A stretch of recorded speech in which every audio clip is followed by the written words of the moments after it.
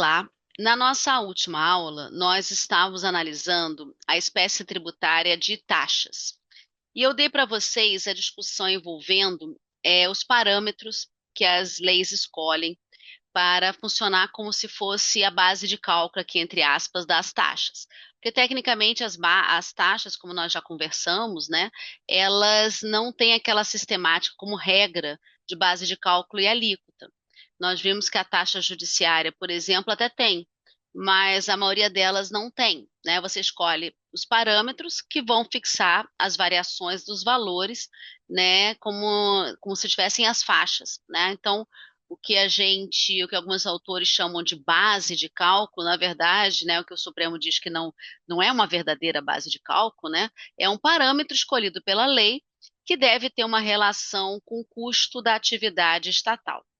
E eu dei para vocês diversas discussões, né? Nós vimos a súmula vinculante 29, nós vimos as discussões envolvendo a taxa da CVM, e hoje eu gostaria de analisar com vocês, ainda dentro dessa controvérsia, dentro da ideia do princípio do custo-benefício, né, dessa relação com a atividade estatal, eu gostaria de analisar duas taxas de fiscalização que são taxas de polícia, que são do Estado do Rio de Janeiro. As duas foram consideradas inconstitucionais pelo Supremo, exatamente em razão desse parâmetro, dessa ideia de custo-benefício vinculada à capacidade contributiva, a alguma coisa que tenha que ter, né, uma relação com a atividade estatal. E aí eu vou dar para vocês os dois exemplos, porque eu acho que são dois precedentes importantes, porque taxa de fiscalização ambiental costuma cair muito em procuradorias, né? Mesmo que vocês não façam o concurso para o Rio, né? Essa é uma discussão que existe para todos os estados, e também, né, como a fiscalização ambiental pode ser também exercida por municípios, né? E você tem essa possibilidade de ter a mesma controvérsia em relação a um município. Então, eu vou começar pela chamada taxa de controle, monitoramento e fiscalização ambiental de atividades de transmissão e ou distribuição de energia elétrica, de ordem hidráulica, termonuclear e térmica, termonuclear ou hidráulica. Essa taxa de controle e fiscalização que diz respeito à energia elétrica, ela foi criada pela Lei do Estado do Rio de Janeiro, número 7184 de 2015. As duas taxas são de 2015, porque são duas legislações diferentes, porque aqui no Rio de Janeiro, 2015 foi um período onde o Estado do Rio de Janeiro estava numa fase muito ruim, né? E não é que ele esteja numa fase boa hoje, mas assim, naquela época, se tentou, né, o governador da época mandou projetos de lei para aumentar a carga tributária. E aí foram criadas, entre outras, essas duas taxas que eu vou mencionar hoje. A primeira é essa. Então, é uma fiscalização ambiental que diz respeito ao setor de energia elétrica. Ela era uma taxa que ela era a fiscalização, né, desse setor é feito pelo INEA, que é um instituto aqui da parte relacionada à fiscalização do meio ambiente do Estado do Rio de Janeiro. E qual era a grande questão, né? A base de cálculo, que, entre aspas, o parâmetro escolhido pela lei para a cobrança, porque aí você tinha faixas, né? Era um valor pelo megawatts, ou seja, pelo que você tenha consumido de energia elétrica. Então, eles escolheram como parâmetro um valor fixo, então era assim, R$ 5 por cada megawatts de energia elétrica que é consumida. Então você tinha faixas, os valores eram fixos de acordo com a faixa, mas o elemento que foi utilizado foi energia elétrica. Então, quais foram as questões que foram suscitadas e chegaram ao Supremo, que examinou a questão na DI 5489? 5489. A primeira delas, e essa é uma questão que eu ainda não tratei com vocês, e que é interessante para taxas de fiscalização, porque vocês vejam que energia elétrica ela é uma atividade que é concedida pela União, né? Então, a energia elétrica, ela é uma concessão federal, é um serviço federal. E aí, a primeira questão, sempre que você tem uma taxa de fiscalização de, que é exercida sobre uma concessão que é de um outro poder, é se o ente poderia fazê-lo ou não. Então, será que o Estado pode fiscalizar uma concessão que é federal? Aqui no Rio, aqui nos municípios, a discussão é parecida quando você pensa, por exemplo, no Habite, né? Você tem um poder de polícia municipal para verificação se aqueles prédios, né? Vocês veem que a licença de estabelecimento é municipal, porque o poder de polícia é municipal, e você verificar se aquele prédio atende às normas urbanísticas, se ele está atendendo, né, a legislação de segurança relacionada aos prédios, às construções. Então, esse é o poder de polícia municipal. Mas pensem que você tem, por exemplo, prédios que são públicos, estaduais e federais. Será que você pode exercer um poder de polícia em relação a bens e a concessões que são de outros entes? Ou será que não pode? E se por acaso você puder, você pode cobrar a taxa que é respectiva, que diz respeito àquele poder de polícia, né? É, e aí o que aconteceu? Essa foi uma questão que chegou ao Supremo, a primeira discussão foi essa. O que o Supremo disse? Não há problema nenhum, porque esse é o entendimento, né, existente. Não é porque o prédio é estadual ou federal que é um município, não, se você não vai ter que ter habite, né? O município não pode fiscalizar se foram atendidas as normas urbanísticas e de segurança prediais. É claro que pode, né? Então, o outro ente não está, a outra concessão não está fora do poder de polícia de um outro, do município, do estado. Então, primeiro ponto, poderia exercer o poder de polícia?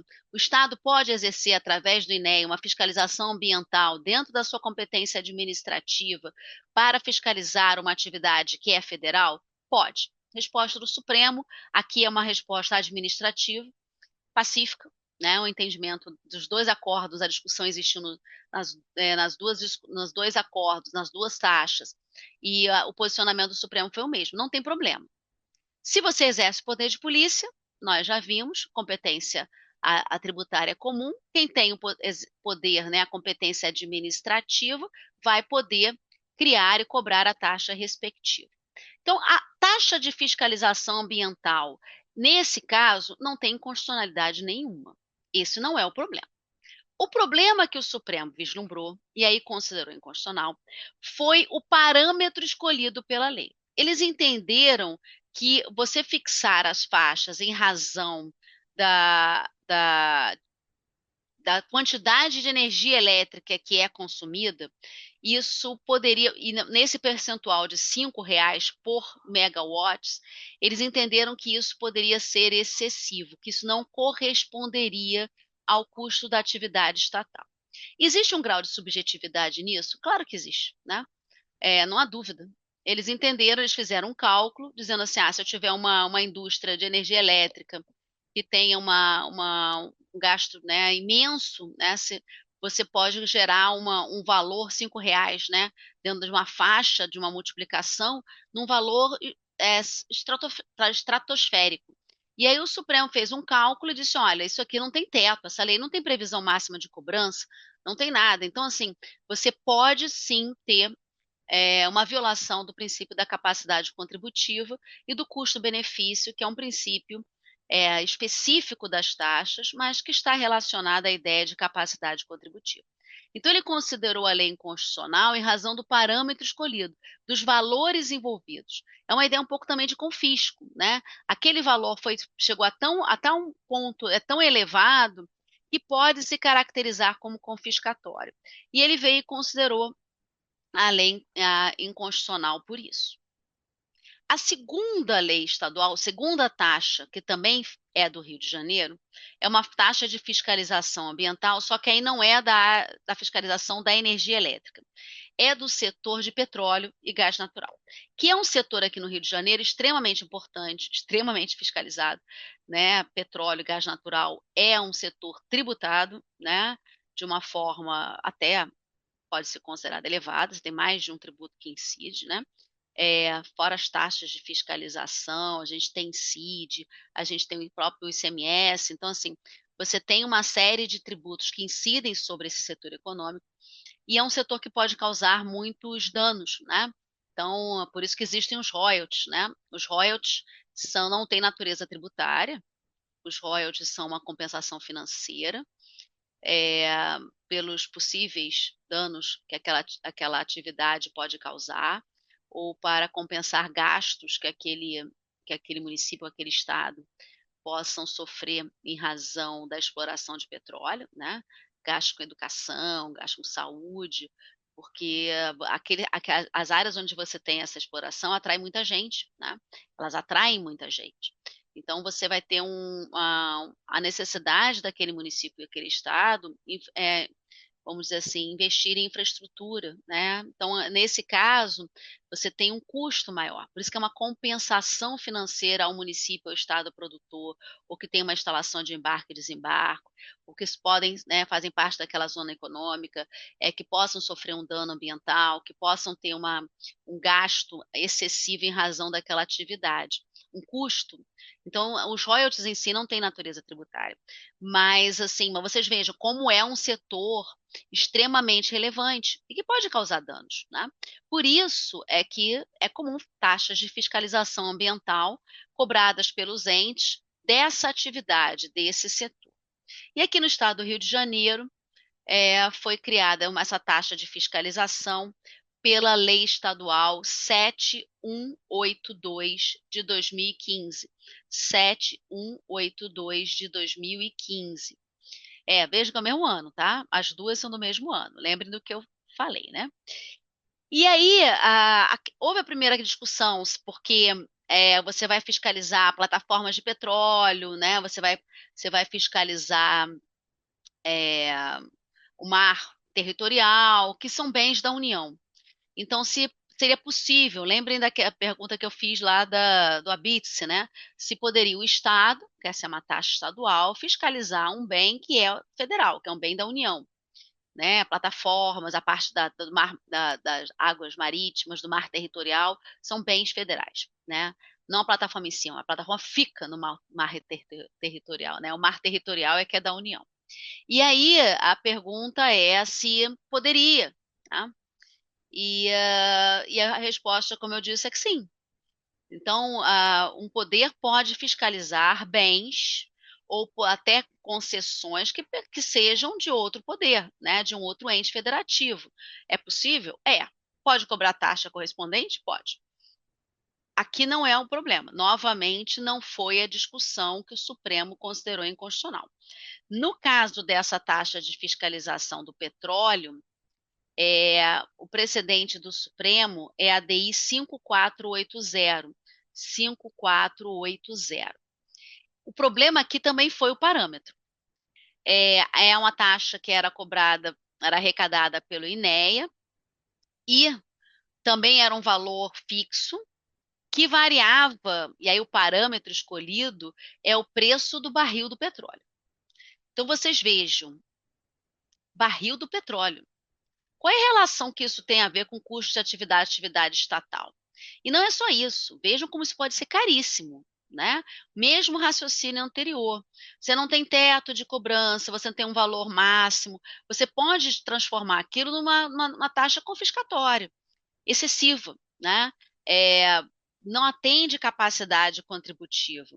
Não tem essa relação de congruência, relação de vinculação com o custo da atividade estatal.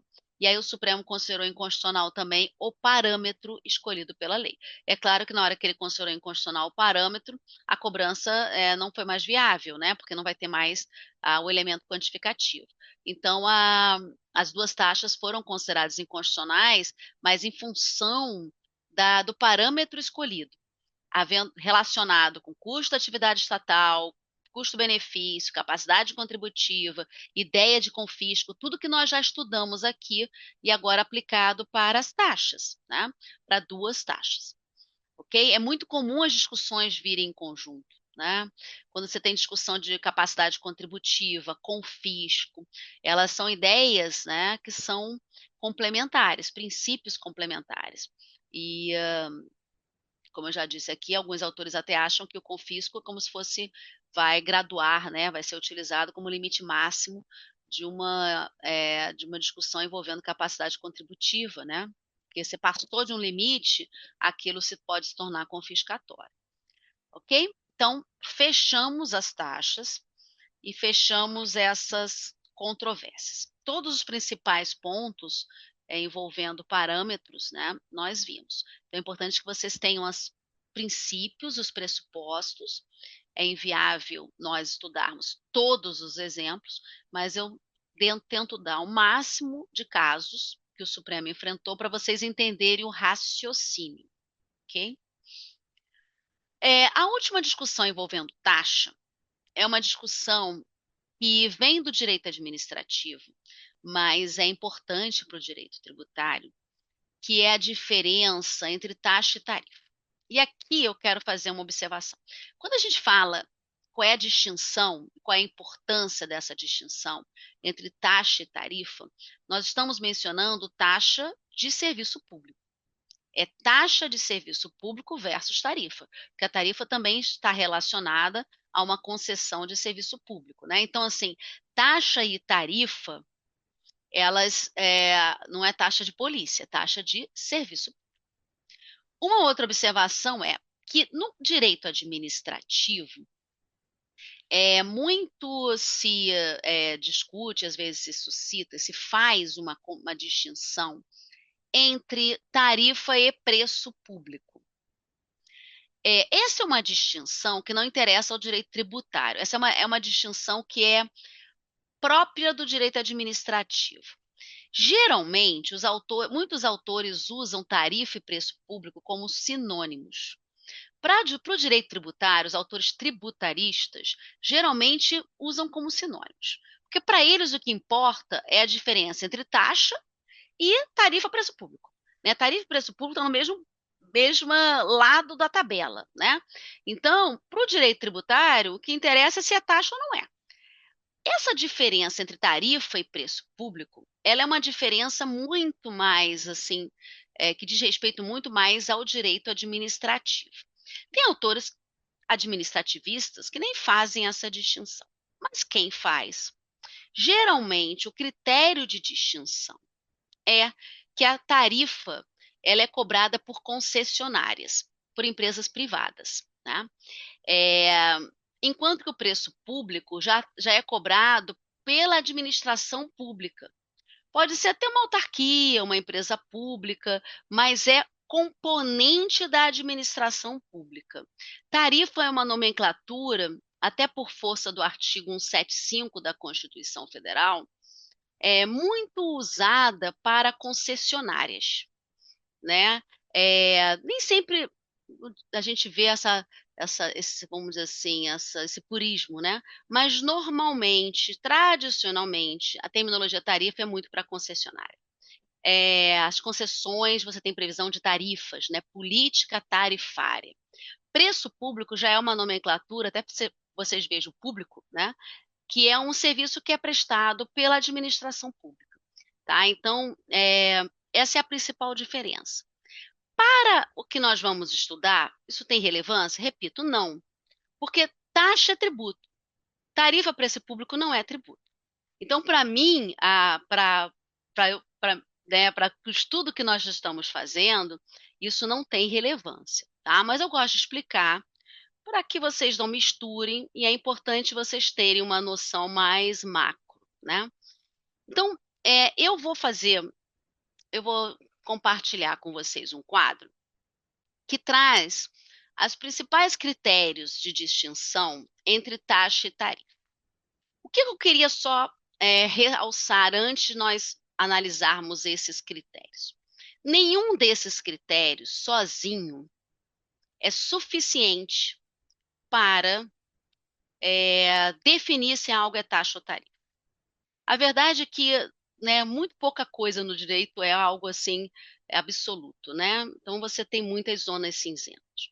Então, as discussões que surgem, que chegam aos tribunais, você precisa analisar todos os critérios. E você vai perguntar: tem mais critérios que caracterizam isso como taxa ou atendem mais critérios de tarifa? Né? Você um sozinho não é suficiente. E vocês vão ver que nos acórdãos e até no Supremo, quando os ministros votam, eles vão dar mais relevância a um critério do que outro, porque para ele o critério X é o mais relevante. Para outro ministro, seja do STJ, seja do Supremo, é o critério Y. Então, na verdade, nenhum deles isoladamente, né, salvo uma coisa assim muito óbvia, que todo mundo concorda que é tarifa, mas tudo que é zona cinzenta, que algum dia tenha gerado alguma controvérsia, você vai fazer a distinção pelo a, que tem o maior número de critérios atendidos. Aí ele vai ser uma taxa ou ele vai ser uma tarifa, ok? Então, primeiro eu vou compartilhar com vocês a minha tela e, e eu vou explicar para vocês entenderem. Então, você tem lá, você tem o primeiro critério, é um critério que é o mais usual. Vocês vão mais encontrar, especialmente na jurisprudência do STJ, é a menção ao primeiro critério. Então, compulsoriedade. A taxa é um tributo, né? Então, não há dúvida que a cobrança é compulsória. Só que não é só uma questão de ser compulsório o pagamento, compulsório, né, aquela cobrança, você não ter a opção de pagar ou não pagar. É mais do que isso. E aqui o que é mais relevante, o que a maioria dos autores entendem que é realmente essencial para você entender que seja uma taxa, é que haja uma utilização compulsória do serviço. Quando eu fiz concurso para PGM, isso já há muitos anos atrás, né, eu sorteei o ponto taxa na prova oral e de tributária. Nunca esqueci disso. E a pergunta que o examinador me fez, uma das perguntas, foi: o que diferencia taxa de tarifa? Qual é a compulsoriedade que vai diferenciar? É compulsoriedade no pagamento ou é compulsoriedade na utilização do serviço? A maioria dos autores e da jurisprudência, a maioria dos acórdãos, entende que é compulsoriedade na utilização do serviço. Aí eu vou dar um exemplo para vocês entenderem. Eu acho que eu já até falei disso aqui, mas vou relembrar. Agora já sobre esse aspecto, com essa visão, né? Pensem na taxa de lixo, na taxa domiciliar de lixo. O serviço público é de coleta domiciliar de lixo. Você é obrigado a se utilizar daquele serviço. Você não pode simplesmente dizer assim: ah, mas eu não estou afim que recolha na minha casa, não, né? Eu brinco sempre, que eu acho que eu já brinquei aqui com vocês, que é a ideia lá da turma da Mônica do Cascão. Ah, eu adoro sujeira, adoro saco de lixo, quero botar saco de lixo onde eu quiser, eu quero enterrar os sacos de lixo, sabe? Não estou afim de aqui no Rio, né, que a Conlurb vem e passe recolhendo lixo. Não gosto desse serviço, não gosto de caminhão de lixo, não gosto de nada. Agora adoro meus saquinhos lá, todos bonitinhos, todos pretos, enfeitando a minha casa, e eu não quero mais ter utilizado esse serviço. Vou lá e enterro o lixo.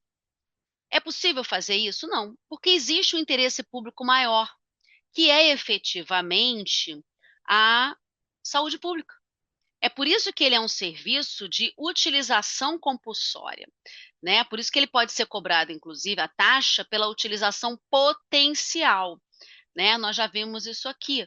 O serviço está à sua disposição, porque ele é de utilização compulsória. Você não pode dizer, eu quero ou não quero me utilizar do serviço, né? Você não tem essa faculdade, você não tem essa alternativa. Tarifa e preço público, é que eu vou usar tarifa que é mais fácil, tá? Ele já tem uma natureza contratual para o usuário, né? Ele é contratual para o usuário. Então, a utilização é facultativa. Você pode ou não se utilizar daquele serviço público. E se você se utilizar, você vai pagar uma tarifa. Então, por exemplo assim que ninguém discute que é tarifa, é o caso da telefonia, né? Então, você tem lá um serviço público, você pode não ter telefone se você quiser. Eu sei que hoje em dia é difícil, né, imaginar a vida sem celular, mas em tese, se você quiser, né, dizer assim, eu estou jogar todos os meus celulares no lixo, não quero mais telefone, quero viver no mundo isolado, no meio do mato, quero ter uma vida muito mais natural, não estou mais afim de ter rede social nem nada, você pode fazer. É uma utilização facultativa de um serviço público que está ali à sua disposição. Se você quiser, você contrata o serviço e você vai pagar. É claro que o pagamento também é compulsório na hora que você contratou, mas vocês vejam, a utilização do serviço é facultativa. Eu tenho uma alternativa. Tradicionalmente, tarifa nós vamos ver que isso não é absoluto, né? Já dei casos até aqui que isso não é absoluto, quando nós vimos a discussão do pedágio. Mas, normalmente, você tem uma alternativa. Tarifa está muito ligado à ideia de alternativa, faculdade, ok? O segundo critério que muitos autores citam é o da essencialidade do serviço. A taxa, ela diz respeito a serviços típicos do Estado. Por quê? Que o Estado deve prestar ele mesmo, porque existe um interesse público subjacente relevante. Então, taxa de lixo, que é o exemplo que todo mundo concorda, né? Todo mundo entende que é uma taxa. Então, coleta domiciliar do lixo. Quem tem que prestar isso é o Estado. Pode ser que seja prestado via uma empresa pública? Pode, mas é um serviço típico do Estado, certo? Aquele serviço é essencial. Já você tem serviços que têm um caráter que a doutrina chama de um serviço comercial ou industrial. É um serviço que, em princípio, pode ser prestado por concessionárias, por pessoas privadas, e o Estado fica só com uma função de regulamentação. Né? Por isso que existem as agências reguladoras. São serviços que têm uma natureza comercial. Você pode até considerá-los como serviços públicos, né, telefonia, mas eles têm um caráter de comercial, de concorrência, né? Você vai regularizar o setor, mas você não precisa prestar, né? Você, Estado, não precisa prestar. Uma outra diferença, que até por razão de uma ser, eu já falei aqui, né? A taxa, a cobrança, ela é legal, né? É um tributo, princípio da legalidade. Você tem que cobrar tributo baseado em lei. A tarifa, ela é contratual. Para o usuário, ela é contratual. Então, você vai ter uma relação contratual. A taxa, como nós já vimos aqui, especialmente quando a utilização é compulsória, é o caso taxa de lixo, você pode cobrar aquela taxa pela utilização potencial, pelo serviço estar à sua disposição. Como regra, a tarifa é cobrada pela utilização efetiva. Então pensem na telefonia, né? Você vai pagar um valor se você usar, né? A linha telefônica, você vai contratar e você vai usar e vai pagar o valor correspondente. É claro que isso já não é, como eu disse para vocês, uma verdade absoluta. Por quê? Porque você tem nas tarifas cobranças mínimas, né? E isso foi uma grande discussão que chegou ao STJ, e a alegação dos consumidores sempre era: olha, se eu puder cobrar pela utilização potencial, mesmo que eu não use, eu tenha que pagar, né, uma tarifa mínima, isso é uma taxa, não é uma tarifa. Só que o STJ disse que não tem problema nenhum você ter tarifas mínimas, porque é para manutenção daquele sistema, daquele serviço público. Então é importante, é possível, dentro de uma ideia até de contrato, né, você ter a pré-cobrança de uma tarifa mínima, que não deixa de ser uma cobrança por uma utilização que seja efetiva, né? Então vocês vejam, os critérios, eles isoladamente não são suficientes. Existe um outro critério que tem alguns autores que mencionam, que eu não acho tão relevante, por isso eu não botei no quadro, A jurisprudência também não tem, né, mais tem temperado, não acha tão relevante, mas é muito comum ser citado, é a natureza de quem cobra. Então, por exemplo, a taxa, por ser uma utilização compulsória, serviço típico de Estado, previsão legal, quem cobra a taxa é o Estado, né? Estado aqui lato sensu, é o ente federativo. Ou quando tem delegação de capacidade tributária ativa, uma outra autarquia, uma outra pessoa de direito público, né? E aqui não entrando no mérito que nós vamos ver das pessoas de direito privado, mas assim, como está no CTN, o mais comum, delegações para pessoas de direito. Quando você tem na tarifa, geralmente é uma concessionária, né, que cobra. Ou quando você tem, por exemplo, um serviço que é prestado por uma empresa pública, né, quando a gente fala de preço público, mas dentro de uma ideia de contrato, utilização facultativa, é uma pessoa de direito privado, né, uma empresa pública, né? Autarquia já é pessoa de direito público, mas uma empresa pública, né, uma sociedade de economia mista. Então, muita gente faz essa distinção, né?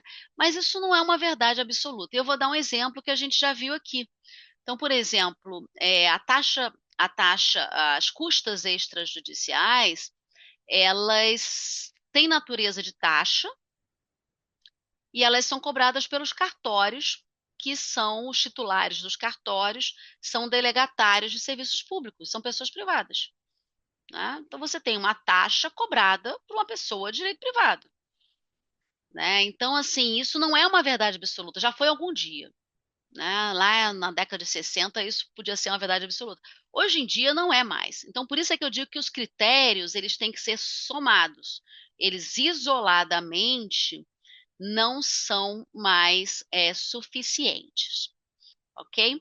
Então vamos ficar por aqui. Na nossa próxima aula, eu vou dar para vocês a importância dessa distinção, qual é a consequência prática de você entender se é taxa ou tarifa e os casos controvertidos. Então, até a nossa próxima aula.